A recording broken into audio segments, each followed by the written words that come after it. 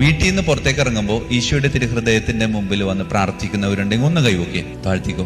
തിരിച്ചു ചെല്ലുമ്പോൾ ഈശോയുടെ തിരുഹൃദയത്തിന്റെ മുമ്പിൽ പോകുന്നവരൊന്ന് കൈവയ്ക്കേ. വെറും 5% കുറയും. പ്രിയമുള്ളവരെ, നമ്മള് ഈശോയുടെ തിരുഹൃദയത്തിന്റെ മുമ്പിൽ വന്ന് പലതുമൊക്കെ പറഞ്ഞിട്ട് പോകും.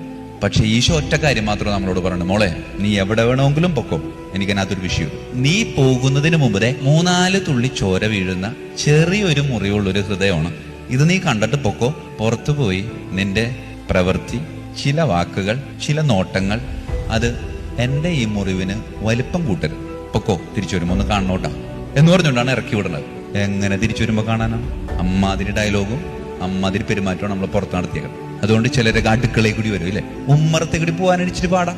പ്രിയമുള്ളവരെ, ഇത് നമ്മളുടെ ജീവിതത്തെ നമ്മൾ പാലിക്കണം. നമ്മളുടെ മക്കളെ നമ്മൾ ഇത് പഠിപ്പിക്കണം.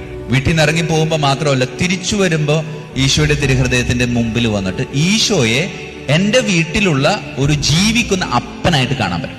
എവിടെ പോകുമ്പോഴും കർത്താവിന്റെ അടുത്ത് കൊണ്ട്, കർത്താവ് ഞാൻ ഇങ്ങനെ സ്ഥലത്തേക്ക് പോകാണ്ട്, തിരിച്ചു വരുമ്പോഴേ എത്തിയേട്ട വീട്ടില് അപ്പൻ ജീവിക്കുന്ന ഒരു യാഥാർത്ഥ്യമായിട്ടുണ്ടെങ്കിൽ എവിടെയെങ്കിലും പോകുമ്പോൾ അപ്പനോട് പറഞ്ഞിട്ട് പോകും. തിരിച്ചു വരുമ്പോഴും അപ്പനോട് പറയും എത്തിയേട്ടാന്ന്.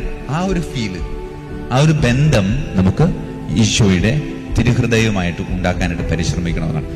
മനുഷ്യ മക്കളെ ഇത്രമാത്രം സ്നേഹിച്ചിട്ടും ഒരൽപ്പം പോലും പ്രതിസ്നേഹം ലഭിക്കാതെ അനേകരിൽ നിന്ന് നിന്ദനം മാത്രം ഏറ്റുവാങ്ങുന്ന വേദനിക്കുന്ന എന്റെ ഹൃദയത്തെ കണ്ടാൽ